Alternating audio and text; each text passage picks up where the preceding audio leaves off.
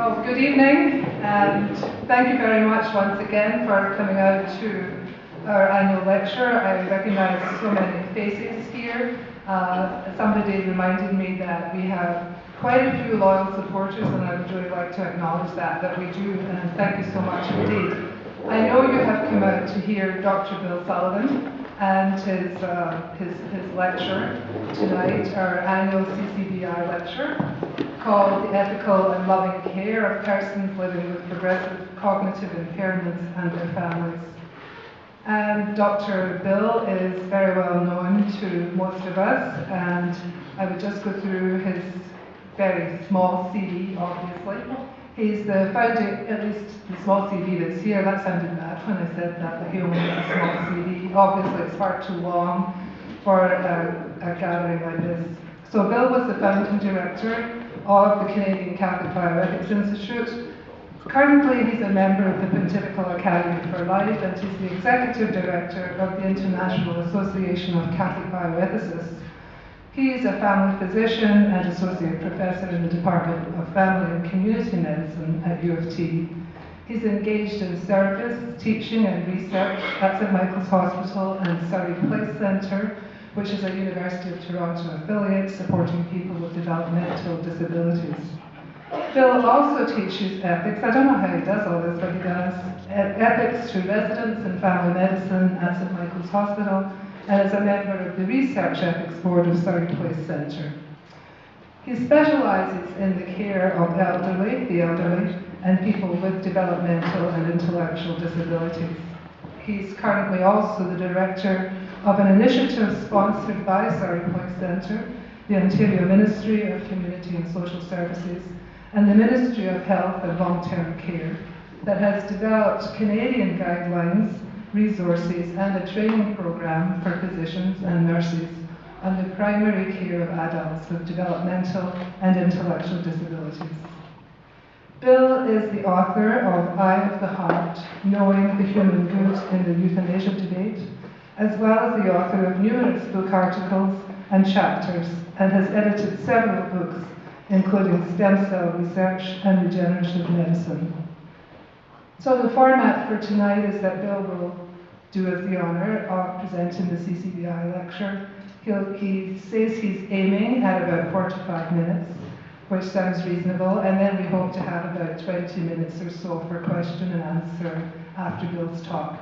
So please help me welcome Dr. Bill Sullivan.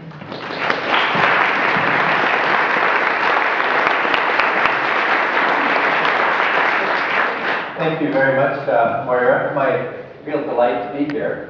Can people hear me okay? Great.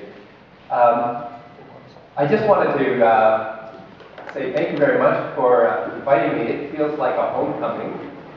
So many people here that have been part of my formation, and I'm very grateful to them. And I'm also very mindful that we are able to come together and talk about these issues through the foresight and gratitude of many people of the Archdiocese of Toronto and other groups, but particularly Cardinal Ambrosi, whose vision it was to create the Canadian Catholic Bioethics Institute. And I'm particularly mindful of him tonight and grateful to him. And as we address the topic we will be addressing, it is one that he is struggling with in many ways, and we should be mindful of that and keep him in our prayers. I'm also very grateful to the Canadian Catholic Bioethics Institute for organizing this event, and to the Sovereign Military Order of Malta, the Knights of Malta, many of whom are here tonight, who have also played a big role in promoting bioethics, which you'll hear a bit more about shortly.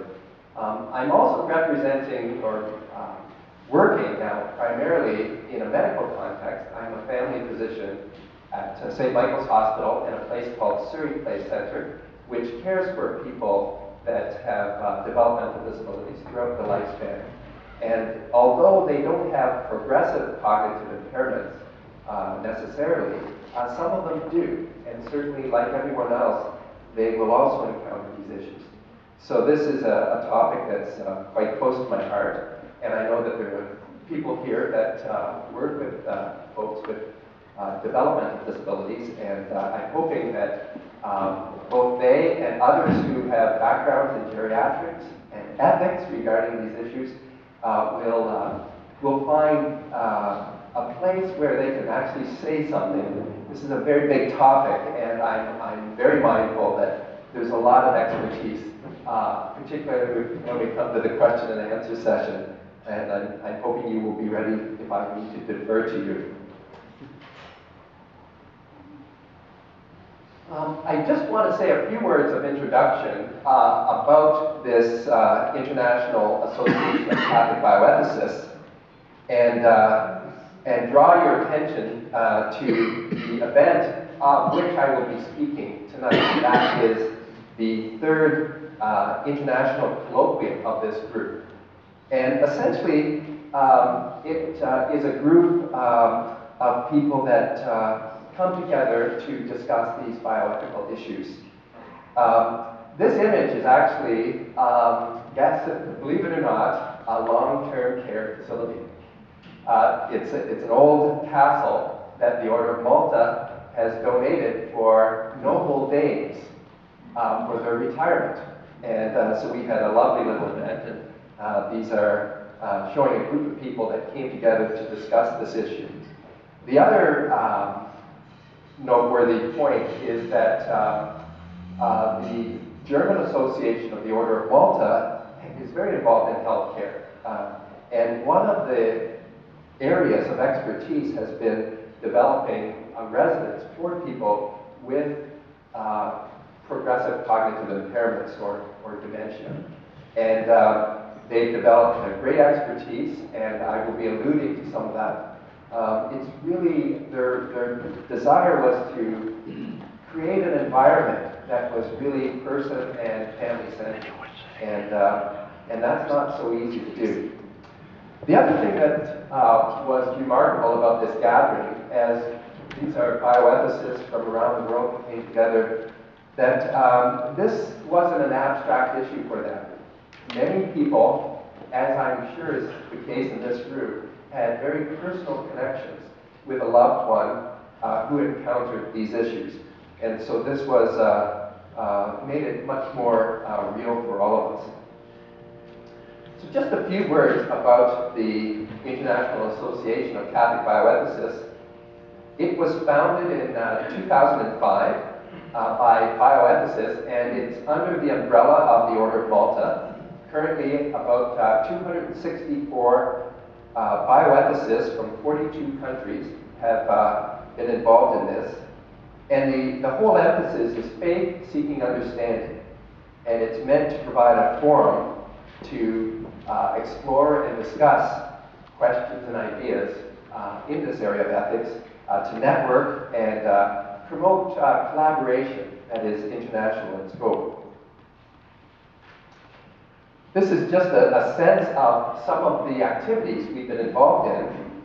It all began actually in Toronto in 2003, and this was an initiative by the Canadian Catholic Bioethics Institute and supported by the Canadian Association of the Order of Malta that happened to be celebrating its 50th anniversary.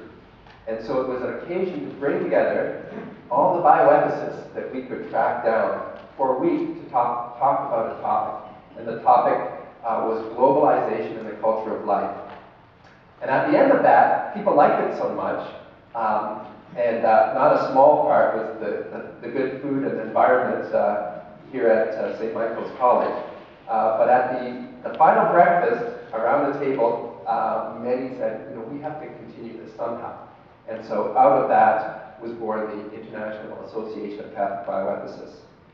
And I would say the focal activity are bringing together people every 2 years to take on a new and controversial topic.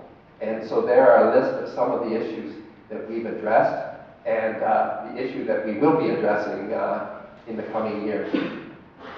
In addition to these international gatherings, there's now a spin-off of regional colloquia in Europe and Australia. And so these are to occur in the off years. So the vision is that every year there would be something happening. 1 year would be this international event, and then the next year more of a regional gathering. And this is a little bit of a list of what I would say is the unique and key outcome of these gatherings, and that is a consensus statement. And on each of these occasions, we have been able to bring together quite a diverse group of bioethicists and develop a consensus on a controversial topic. I think the one that was the most controversial was actually the one that was on artificial nutrition and hydration, and that's one that has been published by the Canadian Catholic Bioethics Institute. A very controversial issue at the time, and it was quite remarkable that we were able to come to some articulation of a consensus on this issue. In addition, there are background papers that are commissioned for each of these gatherings, and they are then subsequently published as proceedings.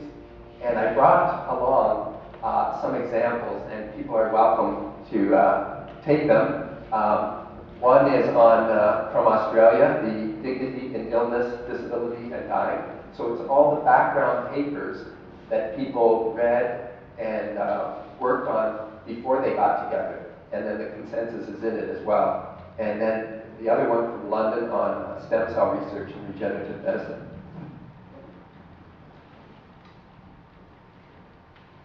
And the final word about the IACB is that we do have a website, and the address is easy to remember, iacbweb.org, and all these consensus statements are available there. And so you're most welcome to visit it and look at that.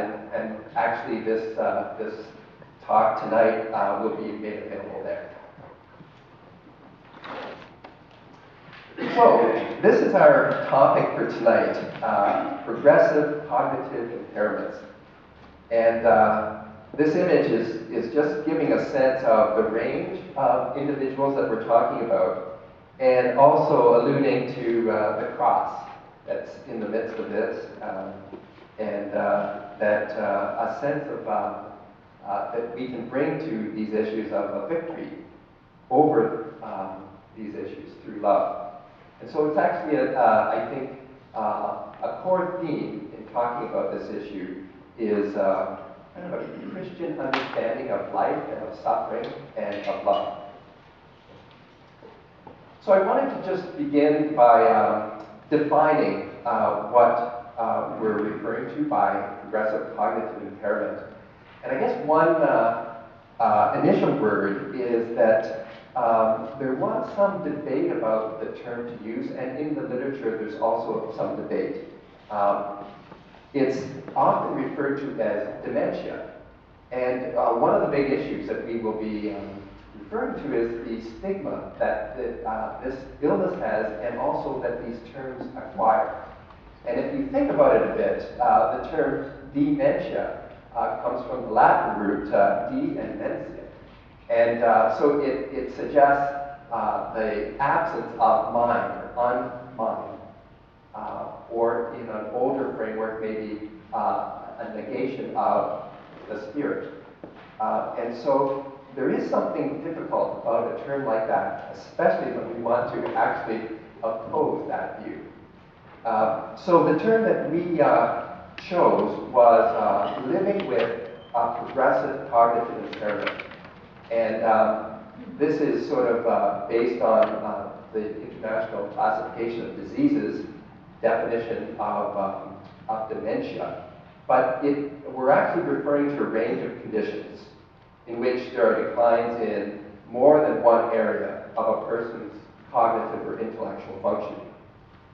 And the other thing is it becomes more severe over time. It cannot be reversed currently, for the most part, and eventually leads to death. So it's regarded as a terminal illness. The other point is that it is distinguished from a condition that is a matter of a clouding of consciousness or delirium. So there's a long classification for